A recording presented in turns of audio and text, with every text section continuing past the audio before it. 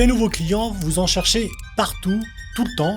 Vous tapez aux portes, vous faites toutes les boîtes aux lettres du secteur, vous mobilisez votre réseau, vous appelez les vendeurs au téléphone un par un. Bref, vous déployez d'énormes efforts pour générer de nouveaux mandats en regardant toujours plus loin et en ignorant que la mine d'or, vous l'avez juste sous vos yeux. Oui, juste là, devant vos yeux, dans votre CRM. Votre base de données est riche de centaines de nouvelles opportunités pour rentrer donc des mandats, mais aussi pour transformer vos anciens clients en ambassadeurs et attirer encore plus de prospects. Est-ce que ça vous intéresse? Dans cette vidéo, je vais vous montrer donc et vous apprendre comment transformer votre liste de contacts froids en vivier de prospects et d'ambassadeurs. En partant d'un principe tout simple, c'est que chaque contact dans votre CRM peut aboutir à une conversion. Et si vos meilleurs prospects étaient déjà dans votre CRM, c'est ce qu'on va voir tout de suite.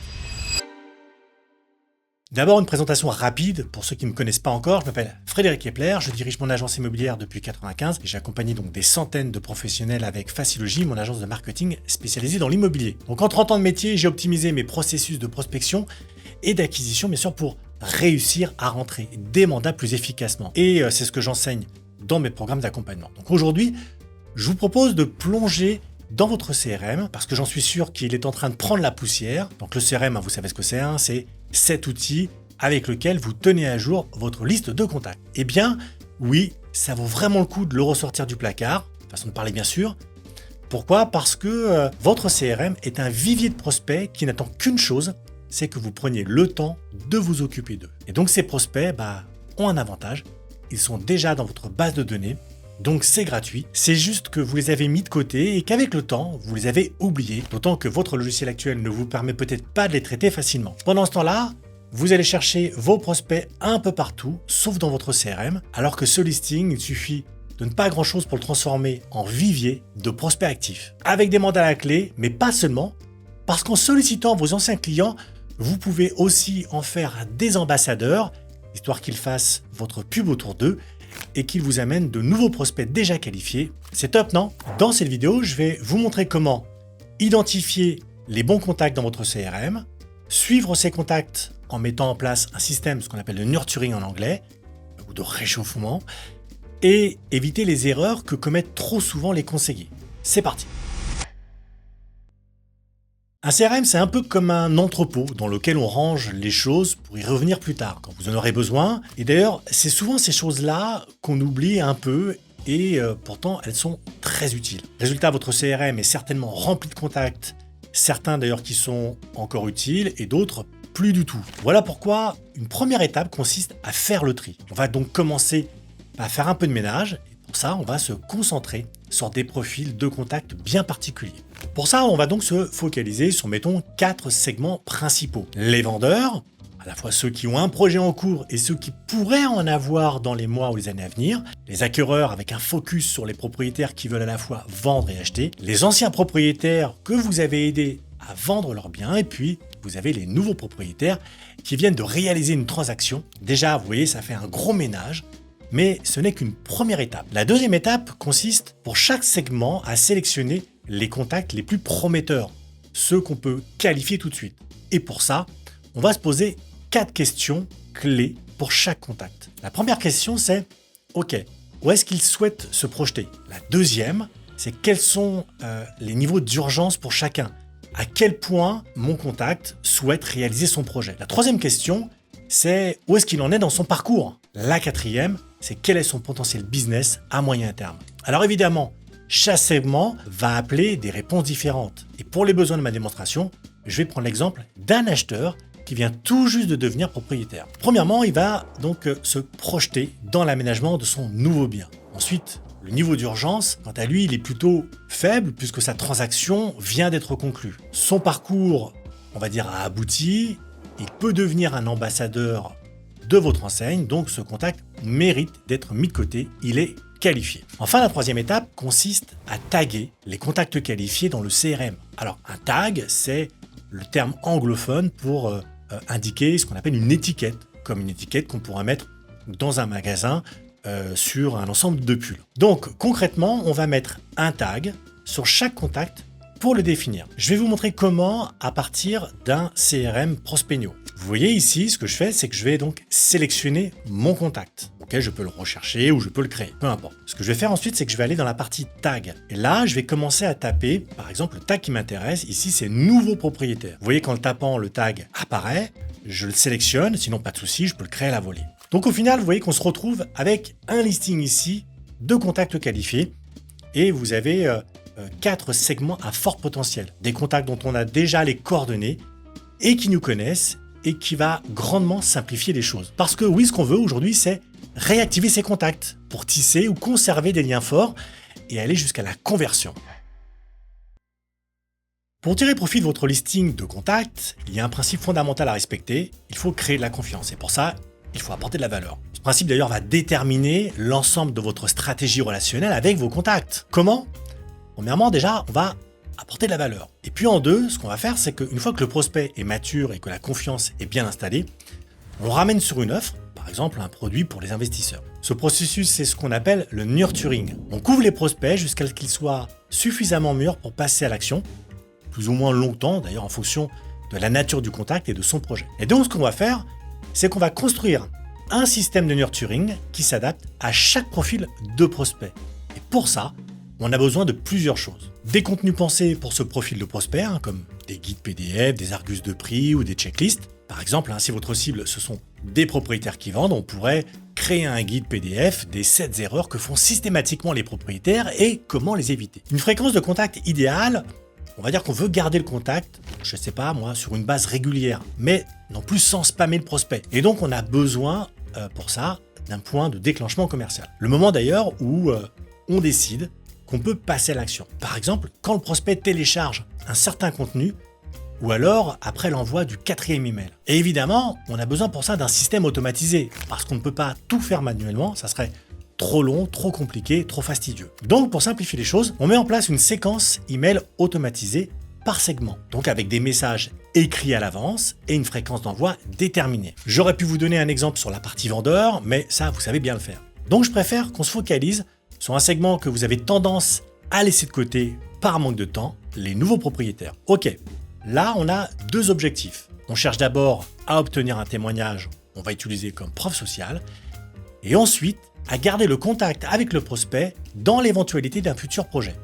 Je vous partage mon écran et je vous montre. Là, ce qu'on va faire, c'est qu'on va mettre en place donc une règle d'automatisation qui va inscrire automatiquement un contact à une séquence email. Pour ça, c'est simple. On va donc ajouter un déclencheur qui va être le tag nouveau propriétaire et une action qui va être par exemple d'inscrire ce contact à une séquence email. Alors pour revenir maintenant à ce qu'est une séquence email, ça pourrait par exemple ressembler à ça. Alors je vous ai fait un exemple avec quelques emails, mais on pourrait imaginer par exemple d'avoir 4, 5, 6, 7 voire 10 emails. Alors dans l'email numéro 1, qu'est-ce qu'on va avoir ? On peut imaginer par exemple que cet email, on l'envoie, je sais pas moi, un jour après le déclenchement de notre automatisation, qui peut être par exemple le bienvenue chez vous et merci de m'avoir fait confiance. Et puis là, on pourrait demander si la personne accepterait par exemple d'avoir un échange pour publier un avis ou avoir un échange pour définir en gros son expérience, etc. En indiquant d'ailleurs que ça vous aiderait beaucoup d'un point de vue commercial. L'email numéro 2 pourrait lui être envoyé 3 mois plus tard, qui pourrait indiquer par exemple comment ça se passe dans votre nouveau logement. Donc là, l'idée c'est de prendre le contact avec la personne qui a pris ses marques. C'est aussi une démarche qui est intéressante parce qu'il peut arriver pendant les 3 mois, par exemple, puisse y avoir, je sais pas, une problématique rencontrée, je sais pas, dans le déménagement, dans la mise en route de l'électricité, peu importe. Et donc l'idée de cet email, ça va être de reprendre contact avec la personne et puis de dédramatiser une situation, surtout quand cette dernière n'est pas vraiment importante. Ensuite, on peut imaginer un mail au bout d'1 an. Là, on peut imaginer l'anniversaire de son achat.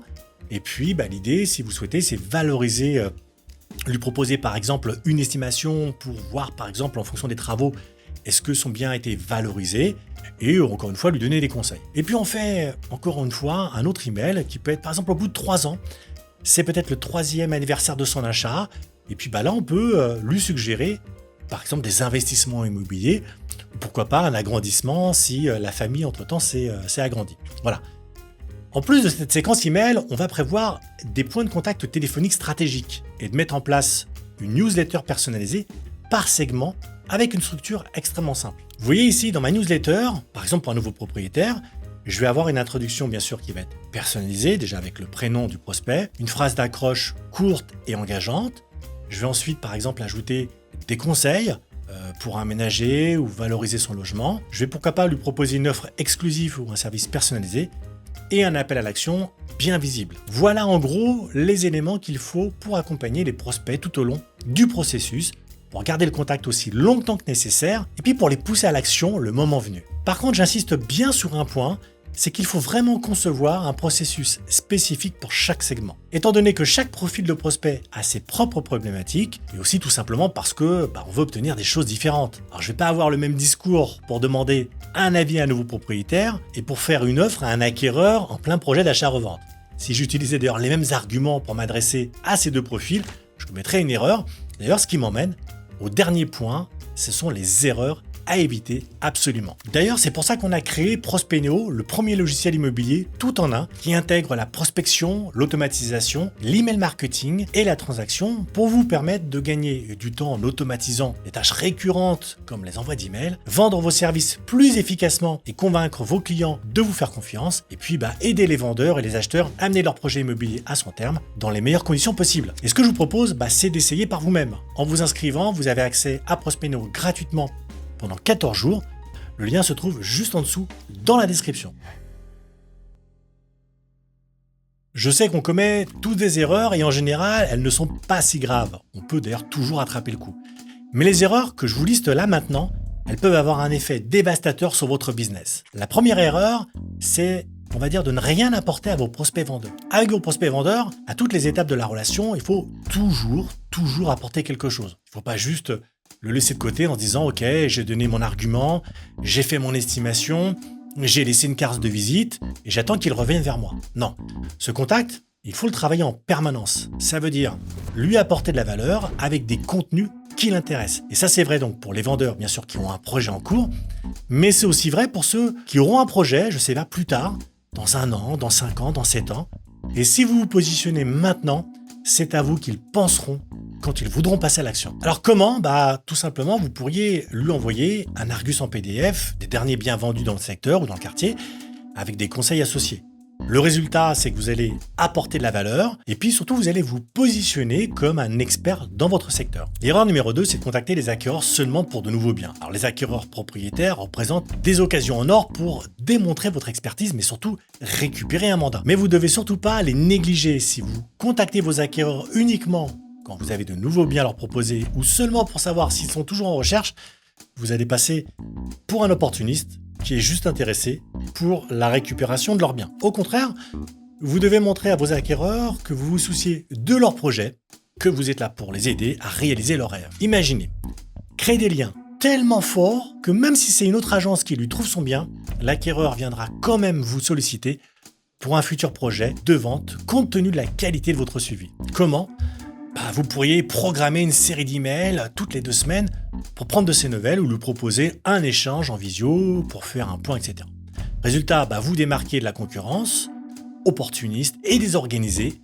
Même votre acquéreur ne prend pas rendez-vous maintenant, il gardera à l'esprit votre professionnalisme. L'erreur numéro 3, c'est de négliger les anciens propriétaires. Vous savez, vos anciens propriétaires sont vos meilleurs ambassadeurs parce qu'ils ont travaillé avec vous, parce que vous avez pris en charge leur vente avec succès, parce qu'ils sont les mieux placés pour parler de la qualité de l'expérience qu'ils ont vécue à vos côtés. Et en les négligeant, vous perdez l'occasion d'actionner un puissant levier de notoriété qui peut vous amener une quantité de nouveaux contacts par recommandation. Alors, on sait à quel point la recommandation est importante pour générer des contacts qualifiés. Comment on peut faire tout ça ?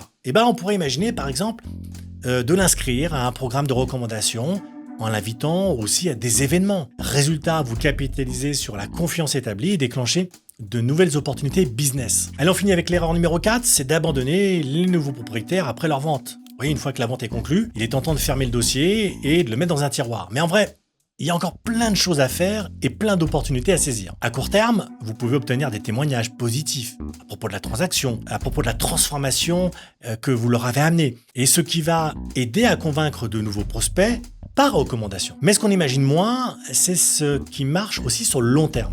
Parce que bien sûr, ces nouveaux proprios sont aussi de futurs vendeurs, pas tout de suite c'est vrai, mais peut-être dans 5 ou 10 ans, et ça va passer vite. Et puis, ils pourraient aussi vouloir acheter autre chose pour réaliser un investissement locatif par exemple. Imaginez que vous avez gardé le contact avec eux et que dès qu'ils ont un nouveau projet, hop, c'est à vous qu'ils pensent. Comment on pourrait faire ça?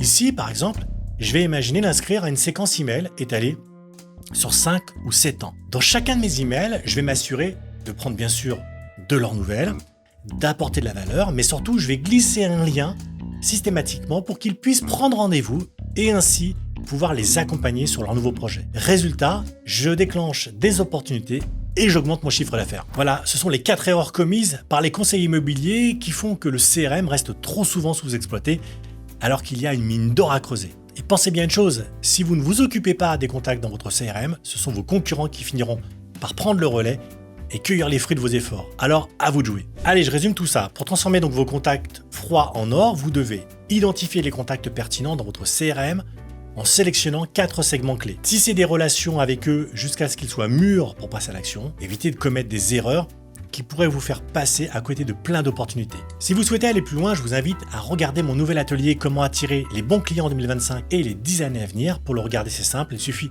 de cliquer sur le premier lien qui se trouve en description, vous rentrez votre email et je vous l'envoie tout de suite.